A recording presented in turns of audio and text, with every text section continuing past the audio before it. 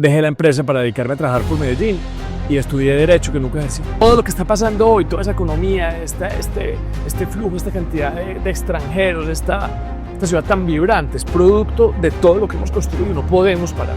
Digamos que ya todo el mundo habla de Laureles, nosotros llevamos apostando a Laureles 6, 7 años, pues antes de que fuera cool, antes que fuera, digamos, lo popular, y eso nos permitió ser primeros, y el que pega primero pega más fuerte. Vas haciendo dibujitos y cálculos y modelaciones. En 20 o 30 años esta ciudad no es sostenible. No es sostenible ni por la calidad del aire, ni porque no cabemos, ni porque no hay vías para tocar. La persona que está sentada acá al lado mío, Felipe, es un gran líder y un gran maestro de esto. Pues ha tenido un historial desde el lado público, pero también desde el lado privado, en lograr cosas que han transformado no solo las vidas de algunas personas, sino de millones.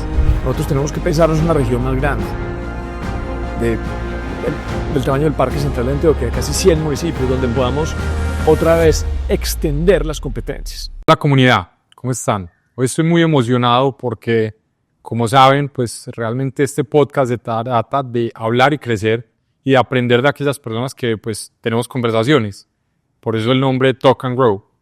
Hoy me emociona porque realmente dentro de todo el propósito que he tenido en crear local y en crear los proyectos que hemos creado, es transformar vidas a través de los espacios o transformar realidades. Y creo que hoy la persona que está sentada acá al lado mío, Felipe, es un gran líder y un gran maestro de esto. Pues ha tenido un historial desde el lado público, creo que también desde el lado privado, en lograr cosas que han transformado no solo las vidas de algunas personas, sino de millones. Y hoy me emociona hablar con él porque cuando nos conocimos por un café y por la magia del contenido, me di cuenta que es igual de loco y apasionado por transformar el futuro de las ciudades. Entonces, Pipe, bienvenido. Te agradezco mucho, Camilo, por la invitación, por el regalo y sobre todo, como vos decís, por esta invitación aquí a conversar y a soñarnos la ciudad. Total. Y bueno, pues para aquellas personas que de pronto estén viendo por primera vez y que te estén conociendo por primera vez, contanos un poquito de esa historia que te lleva a ser la persona que eres hoy y sobre todo y nos enfocamos en esas partes que te llevaron a crecer. Súper interesante conocerles. Bueno, yo hoy lo que hago es activismo político por la ciudad. Desde Medellín vuelve a brillar, ¿cierto? Llamando la atención sobre esos proyectos pendientes, urgentes, que hace tanto tiempo tiene este territorio. Nosotros participamos en la campaña política anterior y digamos que ahí se conserva una especie de vocería de los problemas de la gente. Y uno no puede simplemente decir, pucha, esto, ya no estamos en campaña, ya no los voceros de sus problemas. Entonces seguimos yendo a los territorios, seguimos hablando con la gente, seguimos a veces amplificando un poquito la voz de la gente en los barrios, recorriendo los barrios, entendiendo mucho la ciudad. Esto es todo el día un trabajo muy entretenido, lleno de sorpresas. ¿Por qué participamos en esa campaña? Yo trabajé en lo público. Yo fui gerente del tranvía del Metro del 80, fui director de planeación. Y digamos ese paso por lo público hizo que algunos amigos y yo nos juntáramos a hacerle un poquito de contrapeso a esa posverdad que había en la administración anterior, ¿cierto? Que era como que usted dice esto, yo digo lo otro, sino como de verdad ir al territorio, no es que lo que está pasando es esto, ¿cierto? Como evidenciar y ser un poquito una voz más objetiva. Pero fui empresario por 23 años, ya digamos yo dejé la empresa para dedicarme a trabajar por Medellín y estudié Derecho, que nunca ejercí.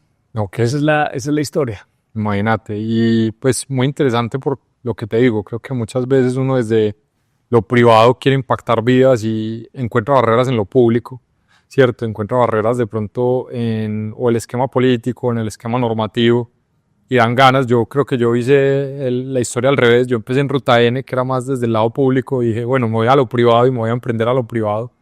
Pero me interesa mucho saber eso, como ese salto del empresario, del emprender, del crear desde la parte más capitalista, económica, a una parte más de pronto pública, social. ¿Qué te llevó a hacer ese cambio?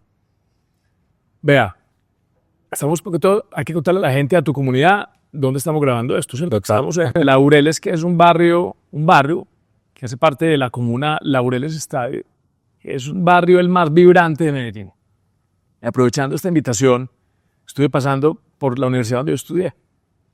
Estábamos ahorita grabando en la Universidad Pontificia Bolivariana, estábamos grabando ahorita en la Facultad de Derecho Y yo estaba contando un poquito de por qué yo estudié Derecho. La verdad, yo estudié Derecho pensando un poquito en transformar la sociedad. Me gustaba la política desde chiquito y lo que pasa es que uno tiene una manera simplista de pensar cómo se transforma la sociedad. Entonces estudiamos Derecho y a través de las leyes, a través de un papel, cambiamos todo esto que está tan desordenado. Al final uno se da cuenta que no es así. Tampoco es con un diseño impecable de políticas públicas. Y se da cuenta uno, vos que estuviste en Ruta en el ejercicio de lo público, lo complejo que es. Y verdaderamente una política pública transformas cuando la gente se apropia de ella. Entonces, digamos, desde el principio de ese interés por cambiar el mundo, por cambiar las realidades, porque aquí donde vos ves tantos contrastes, que la gente que de pronto no tuviera oportunidad las pudiera tener, ¿cierto? Que la gente que sobre todo cuando uno ve esos niños que sueñan y que ríen, que no haya ese corte, ese momento en la vida en que dejan de soñar, ¿cierto? Yo creo que eso es una responsabilidad, eso no lo puede solamente el alcalde. Totalmente. Y por eso es importante que se haga desde todos los espacios, desde donde lo haces vos, desde la empresa privada, o nosotros que lo hacemos desde esa pequeña voz que tenemos de independencia crítica, y eso nos apasiona. Entonces, yo estudié Derecho por eso, y en algún momento yo hice un año sabático, estuve en Israel, partí la carrera por cosas del destino, y cuando regresé había habido un tema económico complicado en el país. Entonces empecé a hacer empresa mientras estudiaba. Entonces eso fue más un accidente, hice empresa, en una rama que es así nada que tiene que ver en el sector farmacéutico. ¿Cómo te parece? Imagínate. Por 20 y puntos años estuve ahí y siempre participé de lo público. Yo participé en campañas políticas desde que entré a la universidad. Yo hice parte de Universitarios Haciendo Nación. Ahí conocí, por ejemplo, a Fico. Claro. Después yo lo acompañé en sus campañas a la alcaldía. Y en esa primera vez que llegamos a la alcaldía, yo dije, pucha, llegamos y yo quiero ir a trabajar también aquí a transformar esto. Y ahí fue que entré a lo público. La gente habla del bicho de la política. Yo no sé si vos te quedó ese bicho cuando trabajaste en Ruta N. Yo hablo del bicho del emprendimiento, pero sí, pues yo creo que hay muchos bichos. Pero más que sea un bicho de la política por uno estar ahí en un estratagema de poder, yo creo que no es eso. Es como el alcance y la dimensión del propósito. Cuando uno trabaja en lo público y siente que lo que uno hace puede impactar la vida de la gente y uno puede, si hace las cosas bien, uno transforma la vida de las personas. Yo creo que eso le marca a uno su vida, ¿cierto? Totalmente. Uno siente que hay un sentido de trascendencia de la vida. Totalmente. Entonces ese es un pequeño ir y venir, pero digamos que desde muy chiquito estuvo marcado el camino. Totalmente. Y mira qué curioso, porque sí, uno creería que la transformación es un momento del antes y el después, pero lo que vos decís es una construcción pequeña, de pequeños pasos, que fue llevándote a ese camino. Y pues que obviamente también lo que nosotros hemos dicho es las oportunidades son para quien las toma, ¿cierto? O sea, realmente oportunidades todos tenemos, más unos que otros, pero la suerte, que hablan de crear tu propia suerte, es de estar abierto a esas oportunidades y tomarlas. Y creo que pues eres vivo ejemplo de que se te presentó la oportunidad por una conexión que hiciste en la universidad. Y venga, que acá está la entrada. Y contame un poco, porque siempre he pensado que pues desde mi experiencia en Ruta N, los espacios y la espacialidad impacta impresionante en la comunidad, digamos, en las dinámicas sociales y el tejido social. Y pues me imagino que como director de planeación tuviste mucho que ver en pensar esas dinámicas de ciudad. Contame un poco de esa experiencia y cómo viste que esa ciudad se impactaba a través de esas políticas de venga, vamos a planear la ciudad, vamos a imaginarnos qué pasa y cómo fue, yo digo, jugar a SimCity, pues un poquito, ¿cierto? Y jugar a qué va a pasar en esta ciudad y planear esta ciudad, cómo se iba a desarrollar. A mí hay gente que me ha regañado. Ok. Me imagino que... porque ¿cómo así que yo en planeación si yo no era arquitecto? Entonces hay que entender que en planeación, y el Departamento de Planeación por ejemplo, Nacional es un departamento de planeación económico. En planeación se planifica la inversión económica y social del municipio, ahora distrito, y también la física. Total. Pero digamos que esa primera parte de la inversión económica, donde vamos a poner los recursos, se hace en la construcción del plan de desarrollo. Total. Y esa fue como la primera parte que yo lideré. En todo el tema de la planeación física del territorio, a nosotros nos entregaron un POT recientemente aprobado cuando nosotros llegamos. Ese POT había que implementarlo. Digamos, fue un proceso de empalme fascinante. Yo diría que pasaron las 20, 30 reuniones, o sea, era ya un proceso de compromiso, de entender todo eso que habían hecho en ese plan de ordenamiento territorial. Es un plan de ordenamiento territorial de lujo. Inclusive ese ejemplo de cómo debe ser un plan de ordenamiento territorial en Colombia, nosotros teníamos la obligación, o digamos, nos tocaba a nosotros el turno de implementar. Empezamos a implementarlo. Yo rápidamente me fui digamos, a dirigir nuestro proyecto estrella, nuestro proyecto bandera, que era el Metro del 80. Pero yo siempre quedé con ese chip de la importancia del plan de ordenamiento territorial. Entonces no me tocó jugar a ese SimCity, pero sí me lo imagino todo el tiempo, siempre que veo las ciudades de una ladera, estoy pensando en términos de reorganización. Nosotros nos encontramos, en parte, yo vi un video tuyo de un tren, que a mí me fascinan los trenes y el transporte público, pero después, yendo a profundidad a tu Instagram, encontramos un video en común que era el tema del aeropuerto, ¿cierto? Entonces todo ese tema de planificación de una ciudad que tiene que crecer de manera compacta y densificada. Esto es un discurso, me lo sé de memoria, parezco como en la homilía. Tal, una ciudad compacta y densificada a lo largo del eje estructurante de ese POT. Sí, es el río Medellín. Que es el valle, pues porque es un valle. Tiene que ser un río limpio y tenemos 4.000 quebradas que a punta de colectores las tenemos que sanear. Ese es un ejercicio que no da espera en la ciudad. Total. Entonces nosotros tenemos que dar la cara a ese río y todo ese espacio público que se construya. Entonces el proyecto de Parques del Río, digamos que el plan maestro del Parque del Río es parte integral del POT, era habilitar espacio público para que pueda haber vivienda a lo largo del río, ¿cierto? Entonces ahí venía la coincidencia con ese proyecto del aeropuerto, de que el foco de aproximaciones del aeropuerto no permite que la ciudad crezca en altura, en el centro, y sea una ciudad que se va hacia la ladera. Entonces, esa parte física es también integral de la planificación de la ciudad y hoy yo diría que es mi mayor pasión, porque como te dije, los problemas a veces no se solucionan con inversión, con simplemente destinar un recurso, ni con cambiar una ley, ni con un decreto. Sí, exacto. ¿Cierto? Son cambiando un poquito la cultura y la apropiación ciudadana, es que se cambia el estado de las cosas, pero el tema de la planificación física se me ha vuelto, mejor dicho, una de mis mayores obsesiones, una pasión, lo diría yo. Una pasión. Sí, somos capaces de solucionar eso, imaginarnos la ciudad de los próximos 50 años, la sacamos del estadio. Total, y creo que pues cuando uno habla de este tipo de proyectos y en el ejercicio que hemos hecho, uno se da cuenta que en las redes sociales hay pues dos equipos, ¿cierto? El equipo de los realistas y el equipo de los creadores, visionarios, soñadores, como le quieran llamar. Pues yo tengo un dicho que se lo he dicho siempre a todo mundo que conozco y es: un realista nunca cambió el mundo, ¿cierto? Nadie que se dedicó a decir así es, lo cambió. Y creo que eso lo comparto mucho con vos porque es esa visión, ¿cierto? Digámoslo que en ese camino que has tenido de envisionar, de liderar, ¿cuál ha sido ese reto más grande que has tenido que superar? Fuera a nivel, digámoslo, emocional, profesional. ¿Cuál ha sido ese reto que dijiste desde mi muralla china? Yo soy un poquito duro para los retos, ¿cierto? Y por eso estoy aquí, insistiendo. Y, por ejemplo, ese tema del aeropuerto, eso tiene unos detractores naturales. Inclusive hay unos muchachos que los reconozco y me gustaría invitarlos a conversar del proyecto de una manera más sosegada, que salen y reaccionan. Ellos son apasionados de la aviación y ahí en el Olaya Herrera donde estudian aviación. Pero todos tenemos que pensar que es que el desarrollo de una ciudad pasa por el bienestar de todos y todos tenemos que entender que, claro, que tiene que haber una segunda pista. Que es que el aeropuerto José María Córdoba queda muy lejos.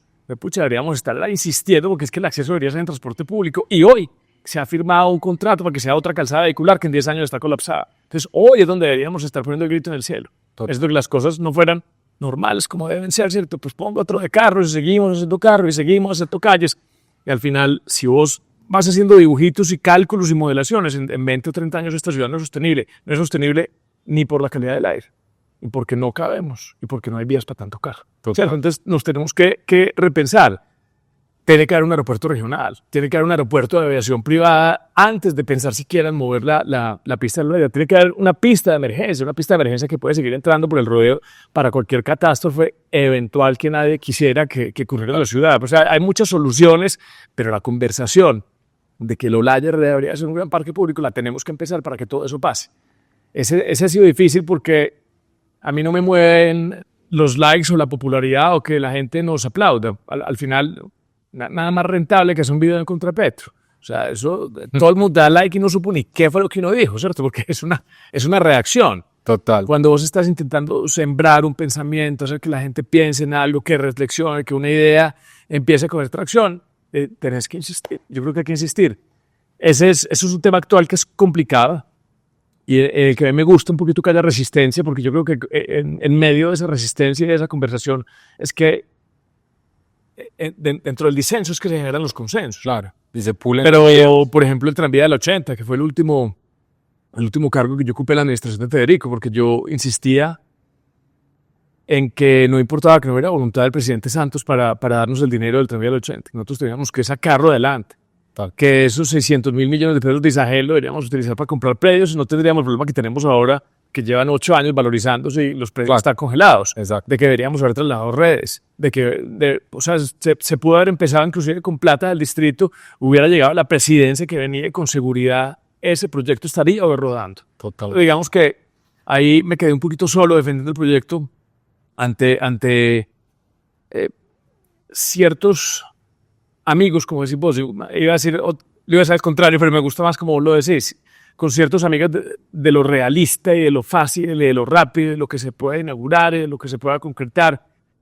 Y así nunca el mundo no se ha transformado pensando de esa manera. Totalmente. Tengo más ejemplos, pero te dejo esos dos. Bueno, no, y perfecto, porque yo creo que, a ver, cuando uno quiere crecer y en todo el tema de crecimiento, uno habla de salir de su zona de confort, uno habla de no quedarse donde pues estás cómodo, donde de pronto no encontrar retos, donde de pronto no tienes fricción, y creo que las personas que más han crecido y que conozco que crecen de manera más acelerada son los que en la incertidumbre, en el reto, en un poco el combate, antes se despierta, como que se despierta ese espíritu de ganas de lo que vos decías. Es que a mí cuando me ponen retos yo quiero es sobrepasarlo, ¿cierto? Más que verlo como una barrera. Y que creo que la clave para crecer es eso, es como amar la dificultad, ¿cierto? Es de los que en videojuegos ponían difícil, de pronto, no sé, por poner cualquier comparativo.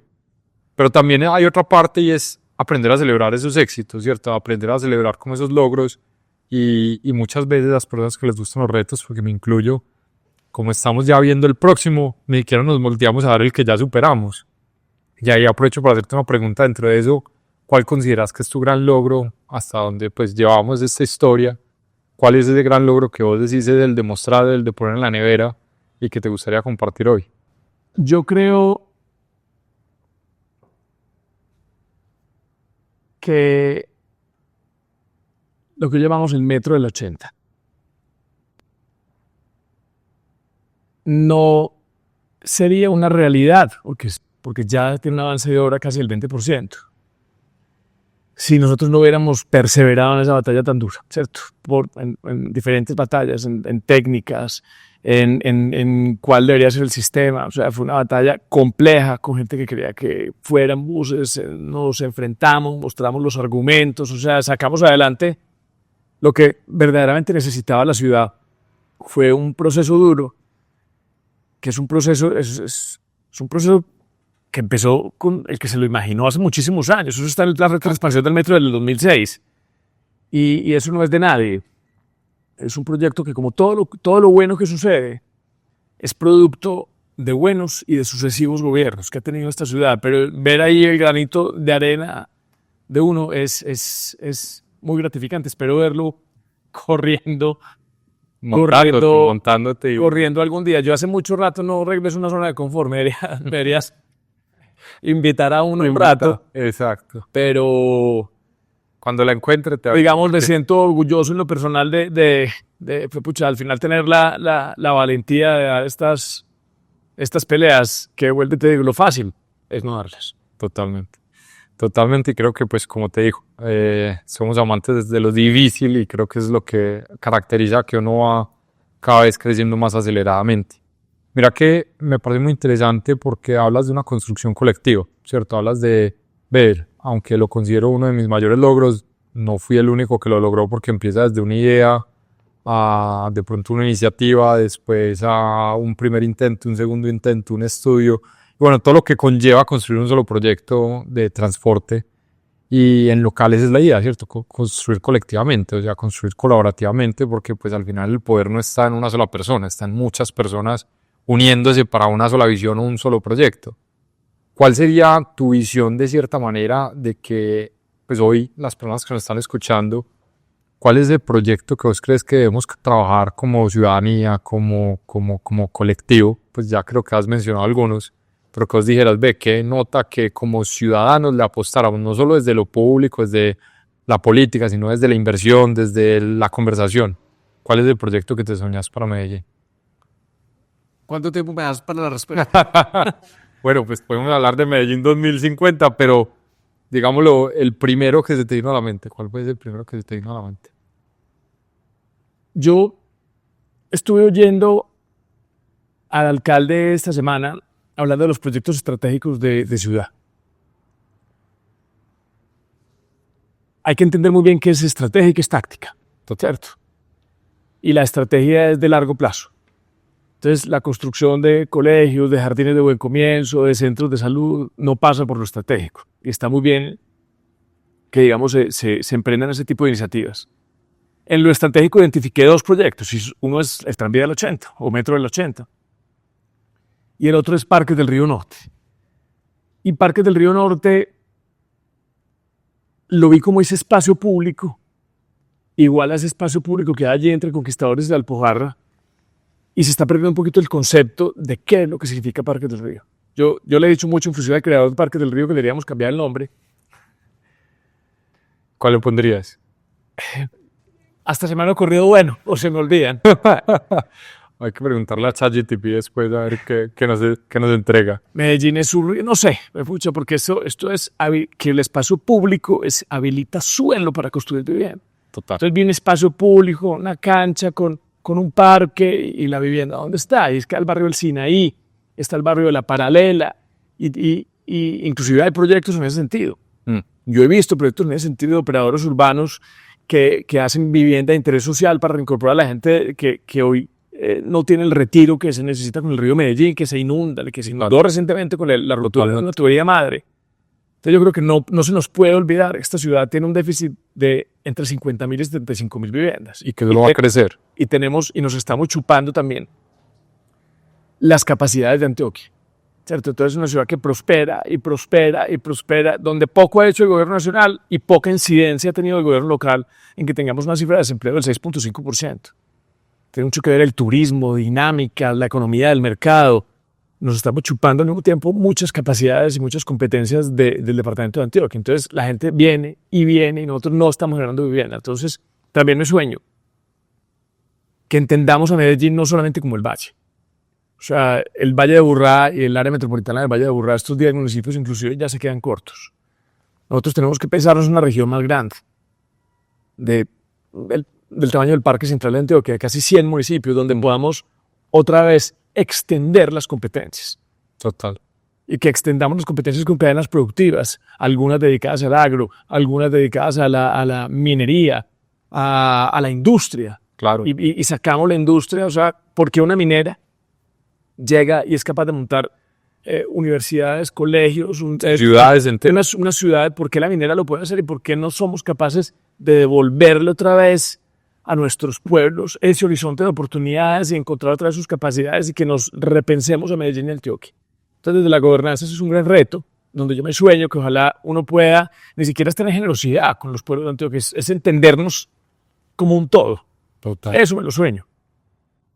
Yo me sueño el metrocable de San Antonio de Prado, pero también me sueño a la gente de San Antonio de Prado siendo lo suficientemente valientes para entender que son autónomos y que deberían ser un municipio de primera categoría. Y que el día que dejen de depender, eso es como un subsidio, el día que uno deje de depender de un subsidio, deja de malvivir. y se hace uno cargo también de sus competencias y sus capacidades. Y hay una línea que se llama la línea S. Es una línea que está hoy ya dibujada, tiene estudios de primera fase. Y es una línea que nos ayuda a vencer el problema tan grande que nosotros tenemos de movilidad y de transporte público en este valle. Y arranca en Sabaneta, Envigado, recoge el Poblado, se mete por la 33, recoge Laureles por toda la 65, autopista norte, y llega a Bello, que hay una proliferación de viviendas gigante allá. Recoge casi 2 millones de personas. Qué locura. Nos tenemos que empezar a pensar eso volvemos otra vez al POT y a la planificación física del territorio. Lo más bonito que tiene el POT, que entra hoy a revisión de mediano, en este periodo de gobierno a revisión de mediano plazo, son los instrumentos de gestión. Total. Y es la posibilidad de entender que las asociaciones público-privadas tienen un enorme potencial y la gente vendiendo el aire, vendiendo derechos futuros, por aquí va a haber un impacto de valorización, yo lo anticipo y lo traigo al presente. O sea, nos podemos construir una ciudad como lo han hecho muchísimos otros territorios, como Singapur, como Hong Kong, que han utilizado instrumentos parecidos a esos para desarrollar su infraestructura pública. Entonces hay muchos sueños a los que hay que jalarles y empujar y hacerlo realidad. En este territorio han pasado muchas cosas. Vos también. Total. No, ahí me diste muchas ideas de contenidos y ya. Y vos también te montas. Y se monta uno. Veníamos en estos días con el equipo y nos fuimos en taxi desde la Floresta y después nos volvimos por el Metrocable de Vallejuelo, Juan 23, llegamos al restaurante San Javier. Pucha, esta ciudad está por encima de muchas ciudades de Colombia. Tenemos una infraestructura ley. Mejor dicho, para sentirnos demasiado orgullosos. ¿Y por qué vamos a parar? Total. Y sí, exacto. Apenas estamos empezando, digo yo. O sea, todo lo que está pasando hoy, toda esa economía, este flujo, esta cantidad de extranjeros, esta ciudad tan vibrante, es producto de todo lo que hemos construido. No podemos parar. Totalmente. Y tenemos que... Y no podemos dar las cosas por sentadas y ir a nuestra zona de confort. Después descansamos. Exactamente. Yo creo que pues ese empuje paisa y ese empuje antioqueño, porque qué bonito que hables de región. Inclusive yo ahorita estoy reconectando con un proyecto que es el proyecto de la finca y lo que es ser pues finca, agro, vacas y todo este tema, porque siento que también pasa mucho, no solo digámoslo desde la parte de la ciudadanía, sino también desde la parte del estilo de vida. Cada vez nos volvemos más urbanos y se nos olvida lo que es el campo. Entonces me parece muy bonito que hablar de región y de especificidad dentro de esa región, porque cada quien tiene sus capacidades. En la Unión Antioquia yo veo pues el agro y el futuro del agro realmente está en esas regiones, porque cada vez esta tierra es más, pues y siempre, digamos, la comparativa ha sido cuando el metro cuadrado es más caro que la productividad de la tierra, pues ya, o sea, para de contar, ya no es bueno hacer agro, ya se dedica a hacer vivienda, residencia, comercio y demás. Y entre todo eso, pues ha sido una de mis preocupaciones también, y es cuando yo voy al campo, veo que cada vez los jóvenes salen más del campo, vienen más a la ciudad, y quién va, porque todavía pues yo creo que para las montañas de Antioquia pues hacer un sistema automático como la soya en Estados Unidos es inviable, no creo que vayamos a robotizar el campo anytime soon. Entonces vos cómo ves ese tema, digámoslo ya de la zona de la periferia, y cómo es ese desarrollo del campo en Antioquia, porque es uno de los puntos donde creo que también tenemos que empezar a pensar en invertir. Yo escribí alguna vez una columna del periódico que me valió críticas y te voy a hacer el mismo comentario responsable. Es irresponsable porque no conozco esas características particulares, pero yo creo que como ejemplo vale. Y es, no crecerá trigo en la Unión. Total. ¿Crecerá trigo o no crecerá trigo? Pues yo creo que en la Unión crece de todo, pero... ¿Y por qué lo tenemos que importar? Total. ¿Cierto? Lo importamos subsidiado de Estados Unidos, aquí esto no se puede. Pero después, en la pandemia, las cadenas logísticas hicieron que todos sus productos básicos... Entonces, cuando subieron todas los sobrecostos de las cadenas logísticas en pandemia por la crisis de contenedores, subieron todos estos productos y, digamos, eso no afectó a los productos finales. O sea, la gente tuvo un incremento en los costos de materias primas. O sea, uno sí puede hacer inversiones responsables con el territorio, es decir, vamos a apostarle a que haya una cadena productiva alrededor del trigo. Total. Entonces todas las empresas panificadoras entonces se mueven hacia allá, entonces y pueden haber politécnicos y escuelas asociadas a la producción de alimentos y revive, y revive esa ciudad. Y hay ejemplos en el mundo que han ocurrido así. Totalmente. O sea, yo te contaba a vos, y he repetido esta historia muchas veces, de un señor, un turco de apellido Lucaya, que fue y compró una fábrica de yogur que se estaba cargando en Wisconsin, y es hoy el hub de yogur griego en el mundo. ¿Sí me entendés? O sea, el sector privado tiene que ayudarnos a repensar Antioquia, porque no es viable. No es viable que nosotros nos chupemos simplemente las capacidades y las competencias del territorio. La gente que nazca en un territorio como en La Unión, como en Abriaquí, como en Abejorral, entienda que hay un momento donde tienen que emigrar a la ciudad porque en su ciudad o en su sitio no hay oportunidades. ¿Cierto? Entonces, pensarnos en esa región también es en asocio con el sector. Vuelvo a te digo, es un comentario responsable. Yo no sé si en La Unión crece trigo, pero son ejemplos, ¿no? Y que uno puede diseminar las capacidades por todo el territorio y entre todos apostamos y nos movemos para allá. Y los headquarters quedan en Medellín, sí, claro, y que esto es una ciudad dedicada a la industria de servicios, pero pues sacamos la industria y le devolvemos competencias a tantos municipios que hoy no tienen una vocación económica definida. Y si nos pensamos como un todo, yo creo que le podemos dar un poquito la vuelta, no solamente al agro, que es muy importante, sino a la industria. A la industria en general, totalmente, porque pues hemos sido reconocidos por muchas competencias. Y creo que pues al final Medellín, siendo esa capital y siendo ese líder, pues dicta mucho del enfoque. Entonces si pues nos vamos a la industria solo de servicios, software, y se nos olvida las industrias que pues milenarias que han mantenido esta región, pues podemos dejar atrás muchas cosas de valor, ¿cierto? Y que nos pueden poner a competencia. Qué bacano el ejemplo del yogur, porque pues uno nunca se va a imaginar que existe un hub de yogur griego en el mundo, y probablemente en una abundancia, una locura. Y ahí está también algo muy importante que nosotros hemos aprendido a hacer, y es a identificar las oportunidades donde nadie las ve. Digamos que ya todo el mundo habla de Laureles, pero nosotros le llamamos apostando a Laureles 6, 7 años, pues antes de que fuera cool, antes que fuera, digamos, lo popular, y eso nos permitió ser primeros, y el que pega primero pega más fuerte, como dicen ahí. Entonces creo que también las oportunidades no están donde normalmente son visibles. ¿Cómo crees vos, pues, o cuál es tu metodología para descubrir nuevas oportunidades? A mí la verdad me gustaría vivir en Laureles. Ok, muy invitado.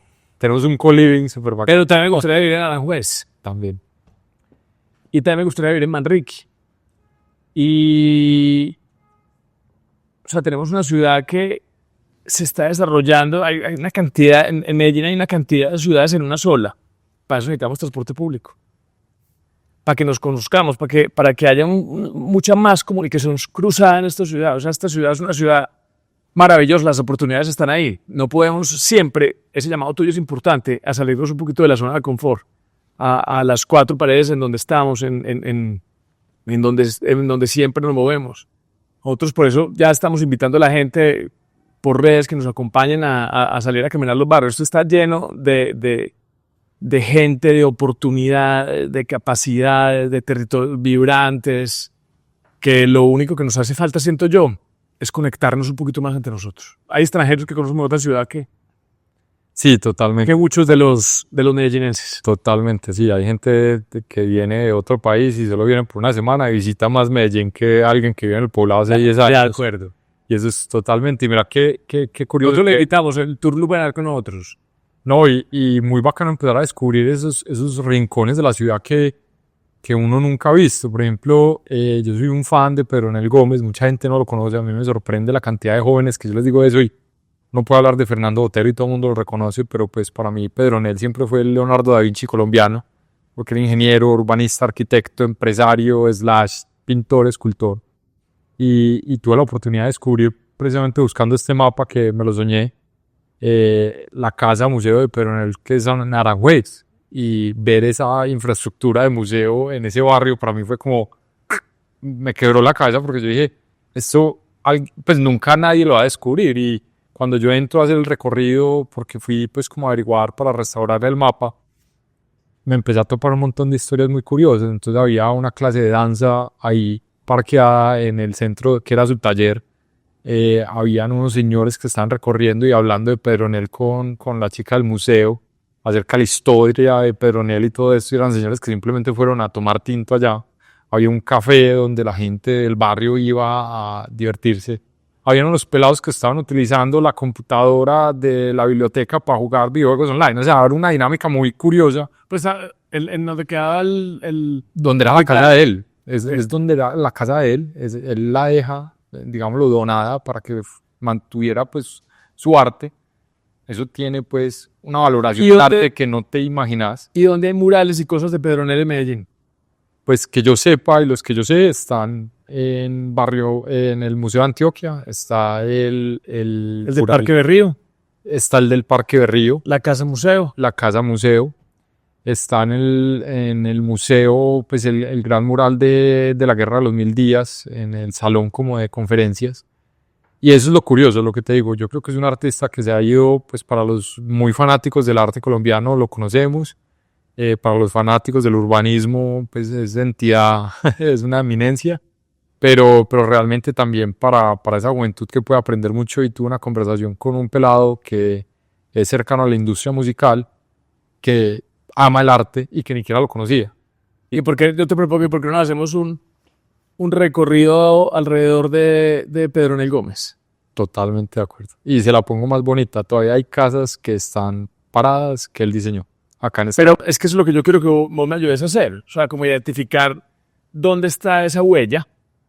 Entonces vamos a esas casas, vamos a la Casa Museo, vamos al mural del Parque Berrío, un paseo bien bacano y se lo mostramos a todo el mundo y los antojamos de que vayan y conozcan eso. Totalmente de acuerdo y planeémoslo, pero para la próxima semana. Pues voy para México, pero para la próxima lo planeamos. Nos toca para marzo. Para marzo, totalmente.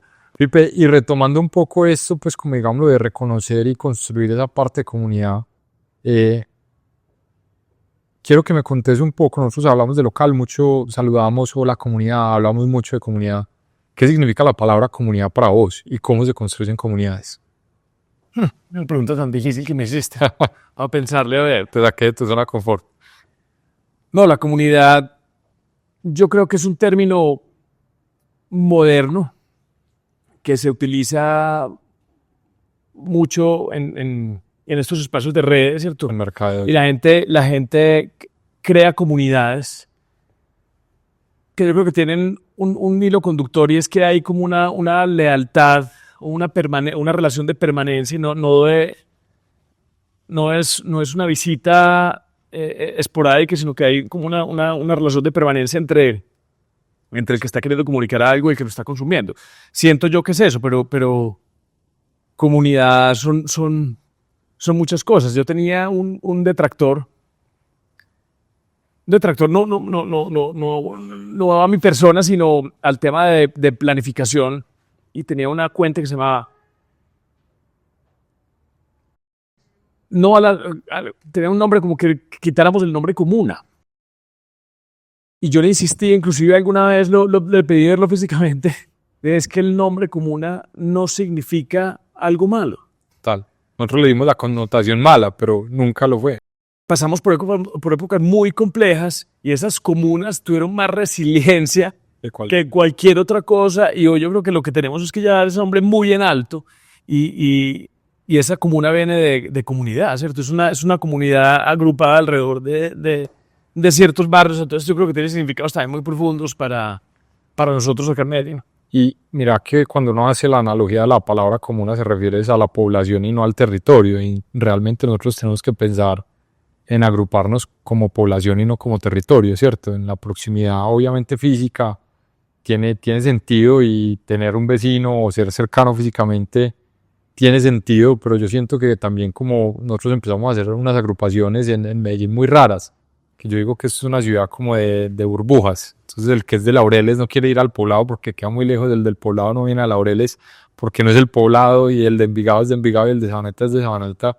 Pero hasta que no rompamos pues un poquito esas burbujas y empecemos de desutilizar esas sectorizaciones, porque pues para regionalismo está el antioqueño, somos tan regionalistas que hasta el barrio se vuelve regionalista, pero empezar a romper esas burbujas y salir de esos esquemas, que yo creo que yo pues soy el vivo ejemplo de que yo he vivido en todas partes de Medellín, viví en Río Negro, viví en La Unión, viví en Laureles, viví en Envigado, viví en el Poblado, y me he mutado por toda esta ciudad. He vivido afuera también y me he dado cuenta pues que realmente en ese intercambio cultural está el valor. Pipe, ya se nos va acabando el tiempo, pero quisiera también, para aquellos que nos están escuchando, que puedan aprender un poco de vos y que si tenés 3 tips para crecer, sea profesionalmente, financieramente o profesionalmente, ¿qué vos te pudieras decir a vos mismo en el pasado? ¿Cuáles serían? ¿Pero crecer en qué sentido? Como te lo O sea, dije, crecer crecer como empresa, como profesionalmente. empresa, como persona o financieramente, que también pues, es un crecimiento para nosotros que genera abundancia y que después te da muchas más posibilidades.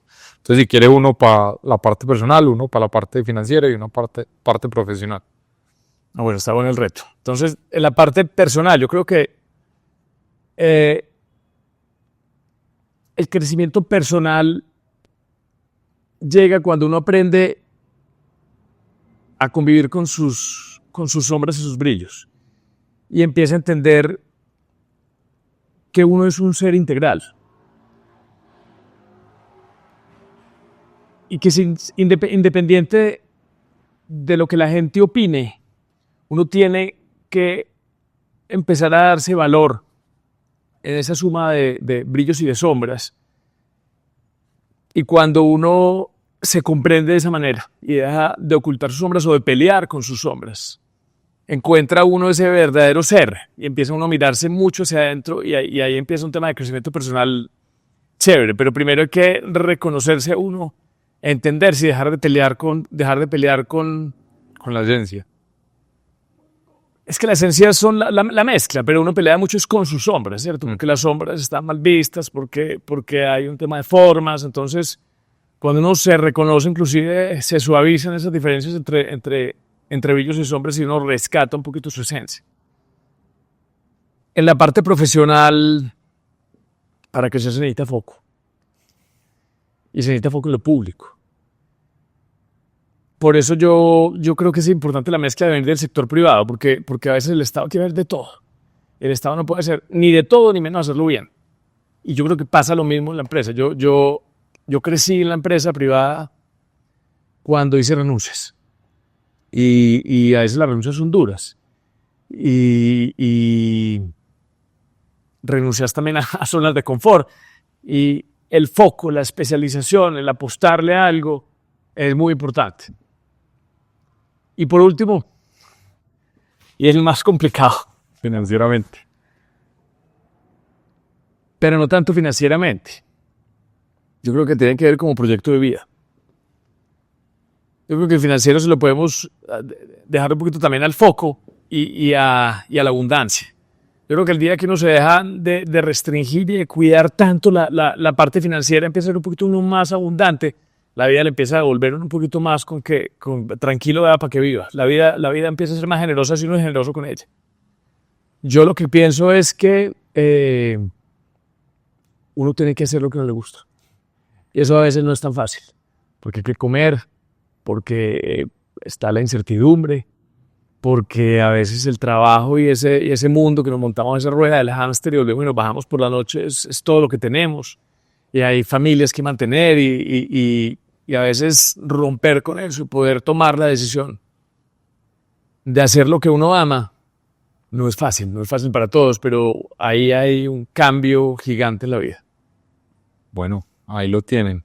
3 tips muy buenos y realmente... Pero hasta 4 te di. Hasta 4 realmente. Nos dieron un bonus ahí porque, bueno, me juntaste uno porque el financiero y el profesional estuvo junto, pero sí, realmente mira, yo creo que al final se trata y ese mensaje de construir juntos o crecer juntos, que es lo que nosotros, el eslogan de la empresa es eso, vamos a construir juntos.